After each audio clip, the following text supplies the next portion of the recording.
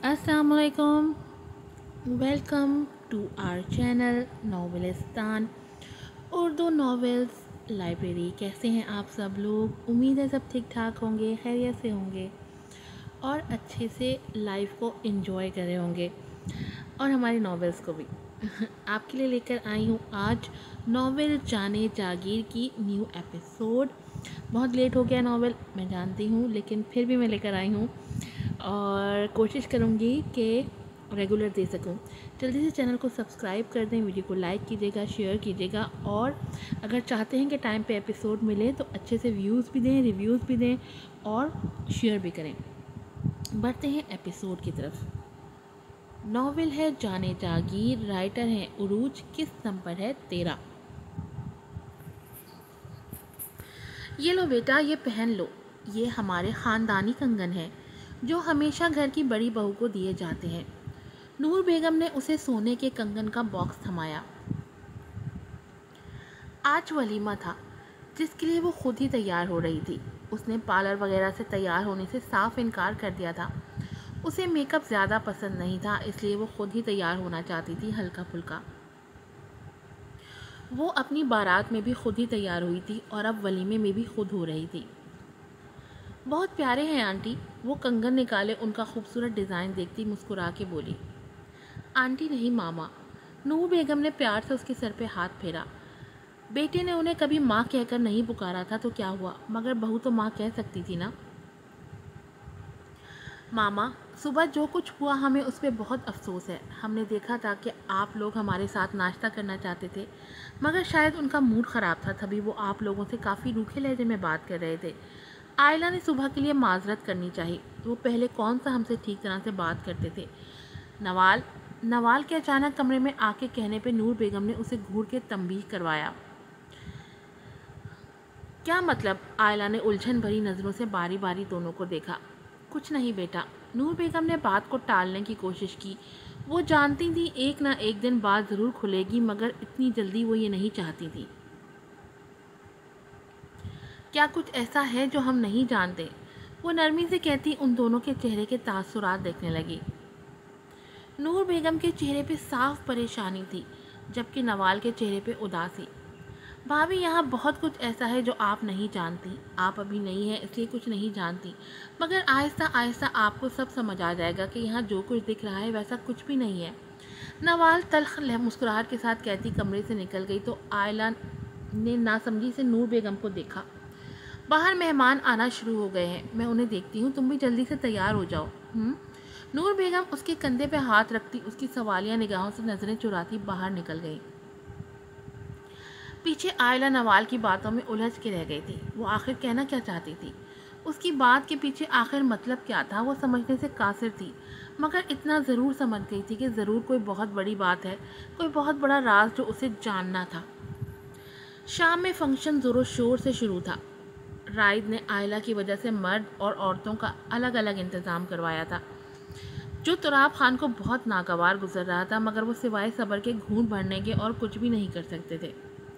हवेली के पिछली जानिब औरतों का इंतज़ाम था, जबकि आगे की तरफ मर्दों का। नवाल कमरे में अपना मेकअप देखने आई थी। वो परवल मैक्सी में हल्के मेकअप में बहुत प्यारी लग रही थी। कमरे में आके उसने 2-3 अपनी तस्वीरें ली और उसी वक्त हस्साम को भेज दी। एक मुस्कुराती नज़र फ़ोन पर डालती, खुद को शीशे में देखती कमरे से बाहर निकल गई।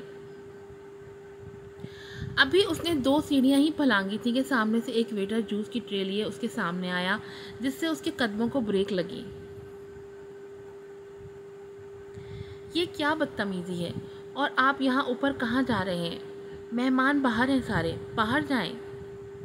कांपते दिल के साथ वो लहजे को मजबूत करती सामने खड़े ऊंचे कद कामत वाले वेटर को देख के बोली, जिसके चेहरे पे घनी दाढ़ी, मूछें और सर पे कैप थी, जबकि वो बड़ी दिलफरेबी से उसे मुस्कुरा के देख रहा था।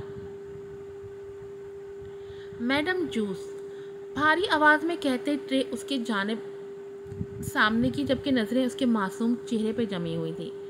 नहीं चाहिए। वो ट्रे हाथ से परे धकेलती 2 सीढ़ियाँ तेज़ी से उतरी। अरे मैडम, ऐसे कैसे? जूस तो ले लें।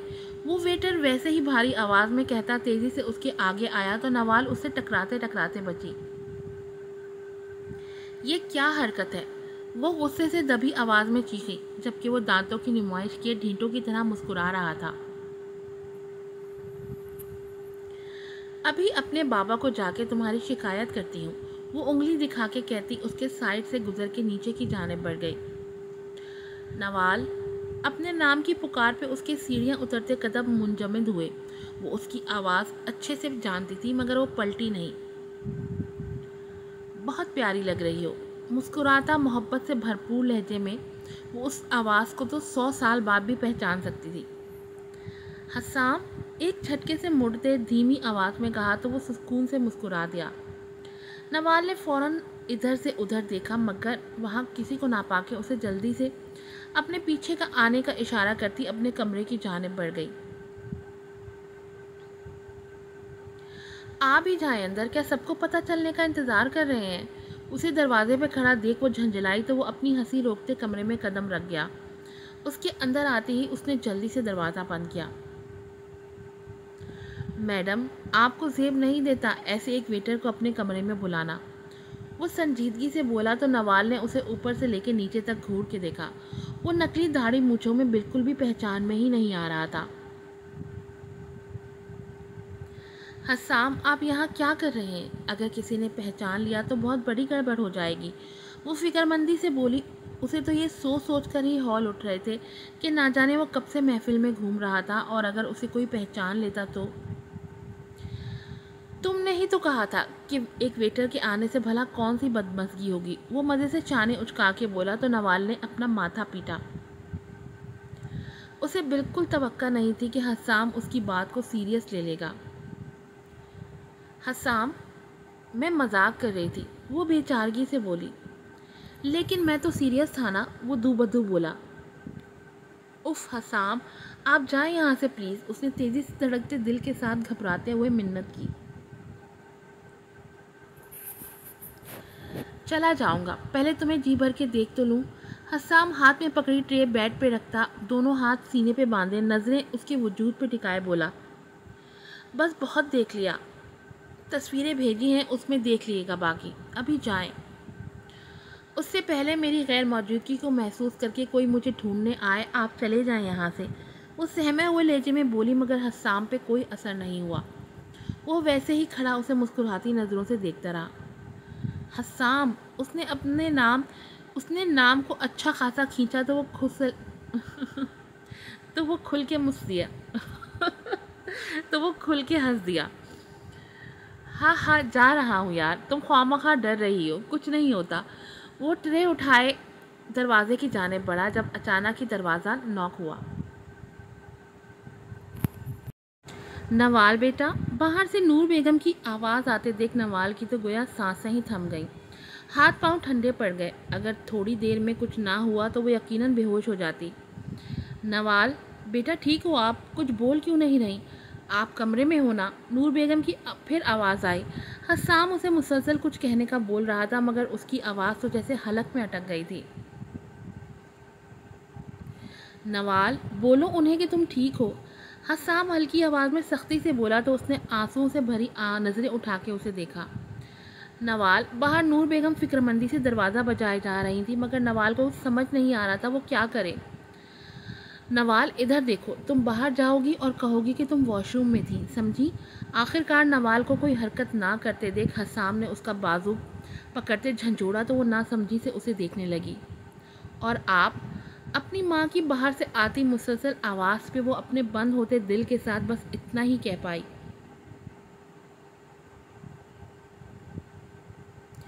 تم باہر جاؤ اور جیسا میں نے کہا ہے ویسا ہی کرو، انہیں مطمئن کر کے باہر لے جاؤ، میں بھی تم لوگوں کے پیچھے ہی راستہ صاف دیکھتے ہی نکل جاؤں گا، سمجھ گئی؟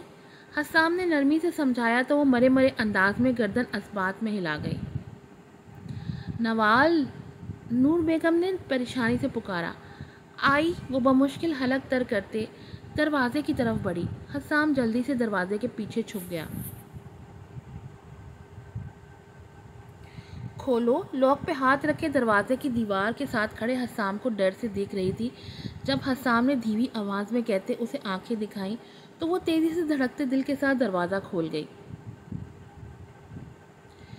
نوال، کیا ہوا ہے؟ تم یہاں کیا کر رہی ہو اور اتنی دیر سے دروازہ کیوں نہیں کھول رہی تھی؟ تمہاری طبیعت تو ٹھیک ہے یا کسی نے کچھ کہا ہے؟ دروازہ کھولتے ہی نور بیگم نے سوالات کی برسات کر دی۔ ماما میں بالکل ٹھیک ہوں، بس واش روم میں تھی اس لیے دروازہ کھولنے میں دیر ہو گئی۔ نوال کافی سنبھل کے لہجہ نارمل رکھتے بولی تو نور بیگم مطمئن ہو گئی۔ اچھا چلو نیچے سب تمہارا پوچھ رہے ہیں۔ جی، وہ دروازہ بند کرتی ان کے ساتھ ہی نیچے اتر گئی، جبکہ جاتے جاتے بار بار مڑ کے کمرے کے بند دروازے کو دیکھ رہی تھی۔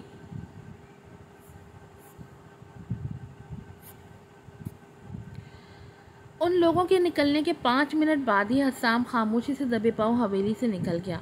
وہ بس یہاں نوال سے ملنے آیا تھا، اس سے مل لیا، اسے دیکھ لیا، اب اس کا یہاں کوئی کام نہیں تھا۔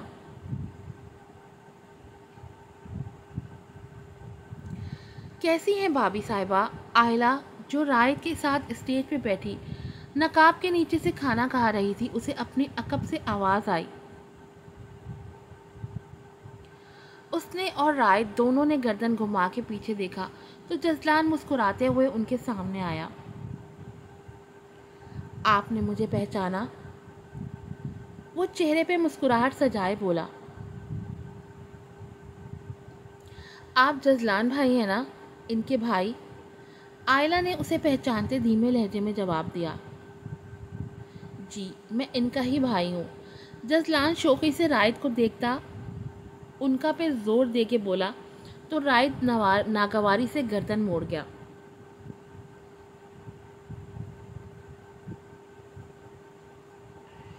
بہت خوشی ہوئی آپ سے مل کے، وہ خوشی سے بولی، جبکہ رائد کے چہرے کے تاثرات دیکھتے جزلان کو بہت مزہ آ رہا تھا۔ مجھے بھی بہت خوشی ہوئی، آخر اتنی اچھی بھابھی جو ملی ہیں، لگتا ہے آپ کی اور میری خوب جمے گی۔ جزلان رائد کو چڑھانے کی خاطر شرارت سے بولا اور وہی ہوا جس کا اسے انتظار تھا۔ رائد ضبط کرتے کھڑا ہو گیا تھا۔ چلو آ گیا چلو آئلہ، ہو گیا ولیمہ ختم، اور تمہیں زیادہ میری بیوی سے رشتہ داری جوڑنے کی ضرورت نہیں ہے۔ رائد آئلہ کا ہاتھ تھامے نرمی سے آئلہ سے کہتا، سختی سے جزلان کو باور کرتا حویلی کے اندرونی جانب بڑھ گیا۔ پیچھے سب اسے دیکھ کے رہ گئے۔ ارے میں نے کیا کیا ہے؟ جزلان کندھے اچکا کے ایسے بولا جیسے اس نے کچھ کیا ہی نہ ہو، یا اس کی اپنے بھائی سے بہت دوستی ہو جو وہ پہلی بار ایسے سختی سے بات کر کے گیا تھا۔ ان کو جاتے دیکھ نور بیگم اور نوال بھی پریشان ہو گئی تھی، مگر یہ ان کی مجبوری تھی کہ وہ رائد سے جا کے کچھ پوچھ نہیں سکتی تھی، اس لیے وہ بھی مہمانوں کی طرف متوجہ ہو گئی۔ ہمیں ایسے اندر نہیں آنا چاہیے تھا، باہر سب مہمان ہیں، کیا سوچ رہے ہوں گے؟ اس نے کمرے میں آ کے آئلہ کا ہاتھ چھوڑا تو وہ اپنا نقاب ہٹاتی فکر مندی سے بولی، جسے جو بھی سوچنا ہے سوچتا رہے، مجھے فرق نہیں پڑتا۔ وہ سگریٹ سلگا کے لبوں میں دبا گیا۔ آئلہ کو ایک اور جھٹکا لگا تھا، مطلب وہ اسموکنگ بھی کرتا ہے، مگر اسموکنگ اتنی بڑی بات نہیں تھی جتنی شراب بڑی بات تھی۔ آپ نے جزلان بھائی سے یہ کیوں کہا کہ وہ ہم سے رشتہ داری جوڑنے کی کوشش نہ کریں، جبکہ ہمارے بیچ رشتہ تو ہے نا آپ بھابھی دیور کا؟ آئلہ نرمی سے کہتی اس کے پیچھے آ کھڑی ہوئی، جو اس کی جانب پشت کیے کھڑا اپنے اندر کے غصے کو دھوئیں کی صورت باہر نکال رہا تھا۔ کوئی رشتہ نہیں ہے ہمارا اس کے ساتھ، سمجھی؟ وہ ایک دم مڑتا غصے سے دھاڑا تو آئلہ ڈر کے 2 قدم پیچھے ہوئی۔ آئلہ کو سمجھ نہیں آیا کہ وہ کیوں اپنے ہی بھائی سے رشتہ نہیں رکھنا چاہتا۔ آخر ایسی کیا وجہ ہے جو رائد ایسے بیہیو کر رہا ہے؟ اس کی آنکھوں میں خوف دیکھتے رائد ایک گہرا گشت بھرا دھواں ہوا میں چھوڑتے 2 قدم کا فاصلہ 1 قدم میں طے کرتا اس کے مقابل کھڑا ہوا۔ آئلہ بس تم اتنا سمجھ لو، اگر اس گھر میں تمہارا کسی سے کوئی رشتہ ہے تو وہ صرف میرے ساتھ ہے، سمجھی؟ رائد بہت نرمی سے اس کے شانے تھامے سمجھا رہا تھا، جس پہ اس وقت سوائے ہاں میں گردن ہلانے کے آئلہ کے پاس کوئی اور چارہ نہیں تھا۔ وہ اس کے اس دھوم چاؤ جیسے رویے کو سمجھ نہیں پا رہی تھی۔ ایک دم وہ بالکل نرم پڑ جاتا تھا اور دوسرے ہی پل غصے سے لال پیلا ہو جاتا تھا۔ آئلہ پہلے اچھے سے اس کے نیچر کو سمجھنا چاہتی تھی، پھر وہ اسے تفصیل سے بات کرنے کا فیصلہ کر چکی تھی۔ ماضی کی یادیں ایک دم اس کے دماغ میں گھوم گئیں اور پھر جزلان کا اسے چھیڑنا اسے مزید غصہ دلا رہا تھا۔ وہ آئلہ کے سامنے غصہ کر کے اسے مزید خوفزدہ نہیں کرنا چاہتا تھا، اس لیے بغیر کچھ بولے کمرے سے باہر کی جانب قدم بڑھانے لگا۔ کہاں جا رہے ہیں؟ اس سے پہلے وہ باہر نکلتا، آئلہ جلدی سے کہتی اس کے پاس آئی، دماغ کو سکون بخشنے۔ رائے سپاٹ انداز میں کہتا ابھی قدم اٹھانے ہی لگا تھا کہ آئلہ نے جلدی سے اس کا بازو تھام لیا۔ آپ مجھے ایسے کیسے اکیلا چھوڑ کے جا سکتے ہیں؟ کیوں جا رہے ہیں؟ آئلہ کو لگا وہ کل کی طرح پھر شراب نہ پی کے آئے، اس لیے اسے پہلے ہی روک دیا، جبکہ اپنے بازو پہ اس کا لمس محسوس کرتے رائد کے جذبات منہ اٹھانے لگے تھے۔ کیا جاتی ہو تم؟ نہیں جاؤں؟ وہ اس کی جانب گھومتا اسے کمر سے تھام کے اپنے قریب کر گیا تو آئمہ کی دھڑکنیں منتشر ہوئیں۔ وہ بے قابو ہوتے دل کے ساتھ نفی میں سر ہلاتی، اس کی انگلیوں میں دبی سگریٹ نرمی سے لیتی زمین پہ پھینک گئی کہ اپنی سینڈل سے مسل گئی تو رائد کے لبوں پہ ایک دل فریب مسکراہٹ آ گئی۔ ٹھیک ہے، نہیں جاتا، خمار آلود لہجے میں کہتا اس کے سر پہ بندھا اسکارف کھولنے لگا جو پیچ کلر کا اس کے سوٹ کی میچنگ کا تھا۔ خوبصورت سا اسکارف تھا، لمحے بھر میں کھل گیا۔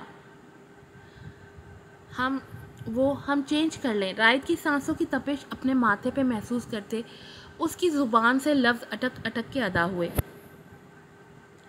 میں ہوں نا اس کام کے لیے۔ نرمی سے کندھے پہ اس کا بھاری دوپٹہ اور اسکارف اتار کے صوفے کی جانب اچھالتے اسے ایک جھٹکے میں اپنی باہوں میں بھر گیا، جس پہ آئلہ بغیر کوئی مزاحمت کیے بازو اس کی گردن میں ڈالے آنکھیں بند کرتی اس کے کندھے سے سر ٹکا گئی۔ رائد نے بہت ہی نرمی سے اسے بیڈ پہ لٹایا تھا، جیسے وہ کوئی شیشے کی گڑیا ہو جسے زور سے رکھنے سے وہ ٹوٹ جائے گی۔ وہ آپ نے ہمیں منہ دکھائی نہیں دی۔ رائد کا ہاتھ بالوں میں بندھے جوڑے سے الجھتے محسوس کر کے اس نے لڑکھڑاتی زبان کے ساتھ کچھ وقت کی رہائی کے لیے بہانہ کیا، مگر وہ جانتی تھی آج رہائی ناممکن ہے۔ پہلے اچھے سے منہ کو تو دیکھنے دو، وہ معنی خیزی سے کہتا اس کی شہرک پہ اپنے سلگتے لب رکھتا آئلہ کو کانپنے میں مجبور کر گیا۔ اس نے فوراً ہی اس کی قربت سے گھبرا کے اس کے مضبوط کندھوں پہ ہاتھ جمائے۔ آئلہ، رائد خان، یاد رکھنا جاگیردار رائد خان تم سے بہت محبت کرتا ہے۔ اس دنیا میں سب سے زیادہ اگر اسے کوئی چیز عزیز ہے تو وہ تم ہو۔ میں ساری زندگی تم سے وفا نبھانے کا وعدہ کرتا ہوں اور امید کرتا ہوں تم بھی میرے ساتھ وفا نبھاؤ گی۔ وہ بھاری لہجے میں اس کے کان میں سرگوشی کرتا آئلہ کا دل بری طرح دھڑکا گیا۔ میں نے آج سے پہلے کسی کو اپنے حواسوں پہ سوار ہونے کی اجازت نہیں دی، مگر تم پہلی لڑکی ہو جو بری طرح میرے حواسوں پہ سوار ہو گئی ہو، اور میں چاہتا ہوں تم زندگی بھر ایسے ہی مجھ پر سوار رہو، مجھے ہر چیز کا ہوش بھلا کے خود میں گم کر لو۔ وہ لو دیتی نظروں سے اس کی سرمئی مسکراتی آنکھوں میں دیکھتا مدہوشی سے کہتا، اس کی گردن پہ جھک گیا۔ گردن پہ اس کا پرحدت بھرا لمس محسوس کرتی اس کی دھڑکنوں میں انتشار برپا ہوا۔ اس سے پہلے وہ کچھ کہتی، وہ اس کے لبوں پہ جھکتے اس کی بولتی بند کر گیا، جس پہ وہ بھی سکون سے آنکھیں موندتی اس کی گردن میں بانہیں ڈال گئی۔ وہ اسے اتنے پیار اور نرمی سے چھو رہا تھا کہ آئلہ کو اپنا آپ قیمتی سا لگنے لگا تھا۔ وہ اسے اپنی محبت کی بارش میں بھگوتا، ہر چیز سے بیگانہ کرتا بہت دور لے گیا، اس کے وجود میں گم ہوتے جیسے وہ برسوں بعد سکون محسوس کر رہا تھا۔ آج کی ایپیسوڈ یہیں پر ختم ہوتی ہے۔ امید ہے آپ کو پسند آئی ہوگی۔ اپنی رائے کا اظہار ضرور کیجیے گا، اور یہ رومانٹک سینز پڑھتے اتنا عجیب لگتا ہے مجھے، لیکن بہرحال میں پڑھ لیتی ہوں کسی نہ کسی طرح۔ چینل کو سبسکرائب کیجیے گا، ویڈیو کو لائک کیجیے گا، شیئر کیجیے گا اور اپنے ریویو سے ضرور آگاہ کیجیے گا۔ پھر ملوں گی آپ سے نئی ایپیسوڈ کے ساتھ۔ السلام علیکم۔